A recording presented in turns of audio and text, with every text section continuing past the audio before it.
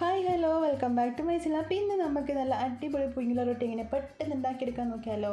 അപ്പോൾ ഇതിന് മീൻപത്തിലൊന്നും പറയട്ടോ, നമുക്ക് സിമ്പിളായിട്ട് ഉണ്ടാക്കുന്നത് എങ്ങനെയാണെന്ന് കാണാം. നല്ല ടേസ്റ്റ് ആണ് ഇത് കഴിക്കാൻ വേണ്ടിയിട്ട്. നമുക്ക് രാവിലെ രാത്രിയൊക്കെ ഉണ്ടാക്കിയെടുക്കാൻ വേണ്ടി പറ്റുന്ന നല്ല റെസിപ്പിയാണ്. അപ്പോൾ എല്ലാം ട്രൈ ചെയ്ത് നോക്കാം. നമുക്ക് വീട്ടിലിട്ട് പോകാം. അപ്പം നമുക്ക് അതിനെ ഒരു പാത്രത്തിലേക്ക് 1 ടീസ്പൂണോളം കാശ്മീരി ചില്ലി പൗഡർ ഇട്ടെടുക്കാം. അതിലേക്ക് ഒരു 1/4 ടീസ്പൂണോളം മഞ്ഞളും ആവശ്യത്തിന് ഉപ്പും 1/4 ടീസ്പൂണോളം ജിഞ്ചർ ഗാർലിക് പേസ്റ്റും കൂടി ഇട്ടെടുത്തിട്ട് കുറച്ച് വെള്ളവും കൂടി ഒഴിച്ചിട്ട് നന്നായിട്ട് നമ്മൾ സാധാരണ മീനൊക്കെ പൊരിക്കാൻ വേണ്ടി മിക്സ് ചെയ്ത് വെക്കുമല്ലോ, അതുപോലെ ഒന്ന് മിക്സ് ചെയ്തിട്ടെടുക്കാം.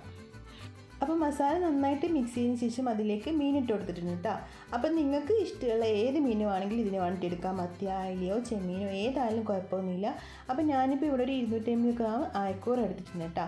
ഇനി ഇതിൽ നമുക്ക് നന്നായിട്ട് മസാലയൊക്കെ പിടിപ്പിച്ചതിന് ശേഷം ഒരു സൈഡിലേക്ക് മാറ്റി വെക്കാം. ഇനി നമുക്കൊരു മിക്സിയുടെ ജാറിലേക്ക് 1 ടേബിൾ സ്പൂണോളം തേങ്ങ ഇട്ട് കൊടുക്കുക. അതിലേക്ക് 1 ടീസ്പൂണോളം മല്ലിപ്പൊടി, 1/2 ടീസ്പൂണോളം കാശ്മീരി ചില്ലി പൗഡർ, 1/4 ടീസ്പൂണോളം മഞ്ഞളും. ഇനി ഇതിലേക്ക് നമുക്കൊരു 1/4 ടീസ്പൂണോളം ചെറിയ ജീരകവും 1/4 ടീസ്പൂണോളം വലിയ ജീരകവും കൂടി ഇട്ട് കൊടുക്കാം കേട്ടോ. ഇതിലേക്ക് നമുക്ക് ആവശ്യത്തിനുള്ള വെള്ളവും ആവശ്യത്തിനുള്ള ഉപ്പും കൂട്ടി കൊടുത്തിട്ട് ഇതുപോലെ ഒന്ന് അരച്ചിട്ടെടുക്കാം. അതിനുശേഷം നമുക്കൊന്ന് ഫിഷ് ഫ്രൈ ചെയ്തെടുക്കാം കേട്ടോ. നമ്മൾ നേരത്തെ മസാല വരക്കി വെച്ചിട്ടുള്ള നമ്മളെ ഫിഷ് ഉണ്ടല്ലോ, ഒന്ന് ഫ്രൈ ചെയ്തെടുക്കാൻ വേണ്ടി ഞാനൊരു പാത്രത്തിലേക്ക് 1 ടേബിൾ സ്പൂണോളം വെളിച്ചെണ്ണ ഒഴിച്ച് കൊടുത്തിട്ട് അതിലേക്ക് നമ്മൾ കുറച്ച് കറിവേപ്പില ഇട്ട് കൊടുത്തിട്ട് നമ്മൾ ഫിഷ് അതിലേക്ക് ഇട്ട് കൊടുക്കുക. അതിൻ്റെ ഫുൾ ഫ്ലെയിമിൽ തന്നെ വെച്ചിട്ട് ഫിഷ് കരിയാത്ത രീതിയിൽ നന്നായിട്ട് നമുക്ക് 2 സൈഡും പൊരിച്ചിട്ടെടുക്കാം. ഇനി നമുക്ക് ബാക്കിയുള്ള ഫിഷും ഇതുപോലെ തന്നെ ഫ്രൈ ചെയ്തെടുക്കാം കേട്ടോ. ഇപ്പോൾ നമ്മൾ ലാസ്റ്റത്തെ ഫിഷും കൂടി ഫ്രൈ ചെയ്തെടുത്തിട്ടുണ്ട് കേട്ടോ. ഇനി ഈ എണ്ണയിലേക്ക് നമുക്ക് 1/2 ടീസ്പൂണോളം ജിഞ്ചർ ഗാർലിക് പേസ്റ്റ് ഇട്ടിട്ട് നന്നായിട്ടൊന്ന് മിക്സ് ചെയ്ത് കൊടുക്കുക. ഇനി അതിൻ്റെ സ്മെല്ലൊന്ന് മാറി വരുന്ന സമയത്ത് നമുക്കതിലേക്ക് ഒരു മീഡിയം വലുപ്പത്തിലുള്ള സവാള ചെറുതായിട്ട് കട്ട് ചെയ്തിട്ട്, 1 സവാള മതി കേട്ടോ, അതുപോലെ കട്ട് ചെയ്തിട്ട് ഇതിലേക്ക് ഇട്ട് കൊടുത്തിട്ട് നന്നായിട്ടൊന്ന് മിക്സ് ചെയ്ത് കൊടുക്കുക. അതിൻ്റെ കൂടെ തന്നെ നമുക്കൊരു പച്ചമുളകും കൂടി ചെറുതായിട്ട് കട്ട് ചെയ്തിട്ട് ഇട്ട് കൊടുക്കാം. അപ്പോൾ നിങ്ങൾക്ക് എരിവ് പ്രശ്നമില്ല എന്നാണെങ്കിൽ 2 or 3 പച്ചമുളക് ഇട്ട് കൊടുക്കുക, കുഴപ്പമൊന്നുമില്ല കേട്ടോ. ഇനി സവാള നന്നായിട്ടൊന്ന് വഴറ്റി കൊടുത്തിട്ട് ഇതൊന്ന് സോഫ്റ്റായിട്ട് വന്ന് നമുക്കിതിലേക്ക് തക്കാളി ഇട്ട് കൊടുക്കാം. ഒരു തക്കാളിയുടെ പകുതി, ഒരു മീഡിയം വലുപ്പത്തിലുള്ള ഒരു തക്കാളിയുടെ പകുതി അതുപോലെ നമുക്ക് ഇതിലേക്ക് കട്ട് ചെയ്തിട്ട് കൊടുക്കാം. എന്നിട്ട് നന്നായിട്ട് ഒന്നും കൂടി ഒന്ന് മിക്സ് ചെയ്തിട്ട് ഈ സവാളയും തക്കാളിയും ഒക്കെ ഒന്ന് നന്നായിട്ടൊന്ന് വെന്ത് വരണം. ഇനി ഇതിലേക്ക് നമുക്ക് കുറച്ച് ഉപ്പിട്ട് കൊടുക്കാം കേട്ടോ. അപ്പോൾ ഉപ്പിട്ട് കൊടുക്കുമ്പോൾ ശ്രദ്ധിക്കുക, നമ്മൾ നേരത്തെ തേങ്ങ അരയ്ക്കുന്ന സമയത്ത് അതിലേക്ക് കുറച്ച് ഉപ്പിട്ട് കൊടുത്തുകൊണ്ട് തന്നെ ഇതിലേക്ക് ഉപ്പിട്ട് കൊടുക്കുമ്പോൾ ശ്രദ്ധിക്കുക. അപ്പം രണ്ടും കൂടി മിക്സ് ചെയ്തിട്ട് നോക്കിയിട്ട് വേണമെന്നുണ്ടെങ്കിൽ ആ ഒരു സമയത്ത് ഇട്ട് കൊടുത്താൽ മതി. ഇനി നമുക്ക് നമ്മൾ നേരത്തെ അരച്ച് വെച്ചിട്ടുള്ള തേങ്ങേൻ്റെ അരവുണ്ടല്ലോ, അത് ഇതിലേക്ക് ഒഴിച്ച് കൊടുത്തിട്ട് നന്നായിട്ട് ഒന്നും കൂടി മിക്സ് ചെയ്ത് കൊടുക്കാം. ഇതിൻ്റെ വെള്ളമൊക്കെ ഒന്ന് വറ്റി നന്നായിട്ടൊന്ന് കുറുകി വരുന്ന സമയം വരെ നമുക്ക് ഫുൾ ഫ്ലെയിമിൽ തന്നെ വെച്ച് കൊടുത്തിട്ട് ഇതുപോലെ ഒന്ന് ഇങ്ങനെ ഇളകിക്കൊണ്ടേ നിൽക്കാം. ഇപ്പോൾ ഇത് ഏകദേശം നന്നായിട്ട് കുറുകി വന്നിട്ടുണ്ട് കേട്ടോ. ഈ ഒരു സമയത്ത് നമുക്കിതിലേക്ക് ഒരു 1/4 ടീസ്പൂണോളം ഗരം മസാലയും 1/4 ടീസ്പൂണോളം കുരുമുളക് പൊടിയും ഇട്ട് കൊടുത്തിട്ട് നന്നായിട്ട് ഒന്നും കൂടി ഒന്ന് മിക്സ് ചെയ്തിട്ടെടുക്കാം. ഇപ്പോൾ നമ്മൾ എല്ലാം കൂടി നന്നായിട്ട് മിക്സ് ചെയ്തെടുത്തിട്ടുണ്ട്. നമ്മളെ മസാലയൊക്കെ നന്നായിട്ട് കുറുകി വെള്ളമൊക്കെ വറ്റി വന്നിട്ടുണ്ട് കേട്ടോ. ഈ ഒരു സമയത്ത് നമുക്ക് ഫ്ലെയിം ഓഫ് ചെയ്തിട്ട് മറ്റൊരു പാത്രത്തിലേക്ക് മാറ്റി കൊടുക്കാം. ഇനി ഇതൊന്ന് ചൂടാറി വരുന്നത് വരെ നമുക്കൊന്ന് വെയിറ്റ് ചെയ്യാം കേട്ടോ.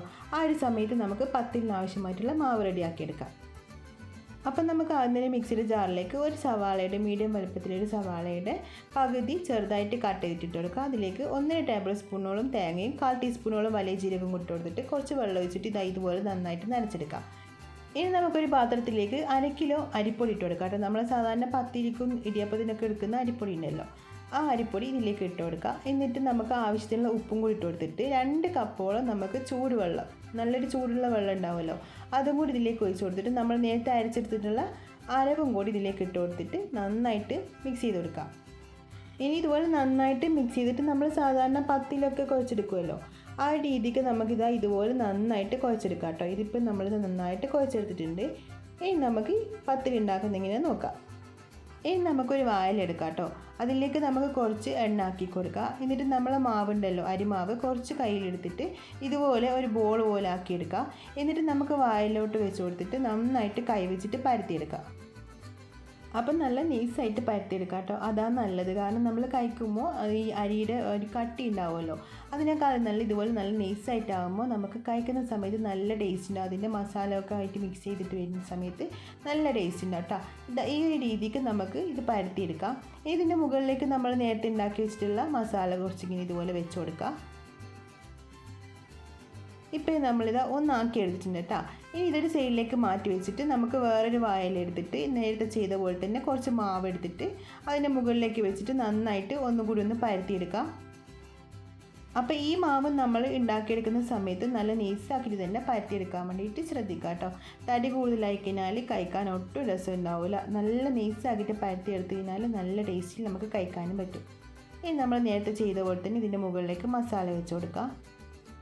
അതിനുശേഷം നമുക്ക് ഇതിലേക്ക് നമ്മൾ നേരത്തെ ഫ്രൈ ചെയ്ത് വെച്ചിട്ടുള്ള ഫിഷ് ഉണ്ടല്ലോ അതിൻ്റെ മുകളിലേക്ക് വെച്ച് കൊടുത്തിട്ട് നമുക്ക് ഇത് വെച്ചിട്ട് ഇത് നന്നായിട്ടൊന്ന് കവർ ചെയ്തിട്ടെടുക്കാം.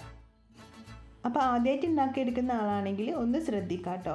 നമ്മൾ ഇതുപോലെ ചെയ്യുന്ന സമയത്ത് പെട്ടെന്ന് പൊട്ടിപ്പോകാനുള്ള ചാൻസ് എല്ലാം ഉണ്ടാവും. നമ്മൾ നൈസായിട്ടല്ലേ പരത്തിയെടുക്കുന്നത്. അപ്പോൾ ഒന്ന് ശ്രദ്ധിക്കുക. ഇനി ഇതിൻ്റെ സൈഡ് ബാക്കി ഇതുപോലെ ഒന്ന് നന്നായിട്ടൊന്ന് ഉള്ളിലേക്കാക്കി കൊടുക്കാം. ഇനി ഒരു ഇഡ്ഡലി ചെമ്പ് വെച്ചിട്ട് അതിൽ വെള്ളം ഒഴിച്ചിട്ട് നന്നായിട്ട് ചൂടായി വരുന്ന സമയത്ത് നമുക്ക് ഇത് അതിൻ്റെ മുകളിലേക്ക് വെച്ച് കൊടുക്കാം. എന്നിട്ട് ഇത് അടച്ച് വെക്കാം. അപ്പോൾ അടച്ച് വെച്ചിട്ട് ഒരു 8-10 മിനിറ്റ് മാത്രം മതി ഇത് കുക്കായി കിട്ടാൻ വേണ്ടിയിട്ട്. പെട്ടെന്നായി കിട്ടും. നമ്മൾ ഇതിലേക്ക് മാവ് കുഴക്കാൻ വേണ്ടിയിട്ട് ചൂടുവെള്ളമല്ലേ ഒഴിച്ചത്. അപ്പോൾ അതുകൊണ്ട് തന്നെ പെട്ടെന്ന് കുക്കായി കിട്ടും. ഇതിപ്പം നമ്മളെ പത്തിൽ റെഡി ആയിട്ടുണ്ട്. അപ്പം നമ്മൾ ഇതിങ്ങനെ തൊട്ട് നോക്കുന്ന സമയത്ത് കയ്യിലൊട്ടി പിടിക്കുന്നില്ല എന്നുണ്ടെങ്കിൽ അത് അടിപൊളിയായിട്ട് കുക്കായി കിട്ടുന്നുണ്ട് കേട്ടോ. ഇപ്പം ഞാനിപ്പോൾ ഒരു പാത്രത്തിലേക്ക് മാറ്റി കൊടുത്തിട്ടുണ്ട്. അപ്പോൾ നമ്മൾ അടിപൊളി പുഴുങ്ങലൊട്ടി റെഡി ആയിട്ടുണ്ട്. നല്ല ടേസ്റ്റ് ഇത് കഴിക്കാൻ വേണ്ടിയിട്ട് ഒരു തവണയെങ്കിലും ഉണ്ടാക്കി നോക്കാം കേട്ടോ. ഇതുവരെ ഉണ്ടാക്കി നോക്കാത്ത ആൾക്കാർ ഒരു തവണയെങ്കിലും ഒന്ന് ഉണ്ടാക്കി നോക്കാം. നല്ല ടേസ്റ്റാണ് കഴിക്കാൻ വേണ്ടിയിട്ട്. പെട്ടെന്ന് നമുക്ക് ഉണ്ടാക്കിയെടുക്കാൻ പറ്റില്ല, കുറച്ച് പണിയൊക്കെ ഉണ്ട്. എന്നാലും നല്ല ടേസ്റ്റ് ഉണ്ടാക്കിയെടുത്തിനെ കഴിക്കാൻ വേണ്ടിയിട്ട് കേട്ടോ. അപ്പോൾ എല്ലാവരും ഒന്ന് ട്രൈ ചെയ്ത് നോക്കുക. ഇഷ്ടമായാലും ലൈക്ക് ചെയ്യാനും സബ്സ്ക്രൈബ് ചെയ്യാനും ഷെയർ ചെയ്യാനും കമൻറ്റ് ചെയ്യാനൊന്നും മറക്കരുത്. അപ്പം നമുക്ക് മറ്റൊരു പിന്നെ കാണാം. Bye, thank U.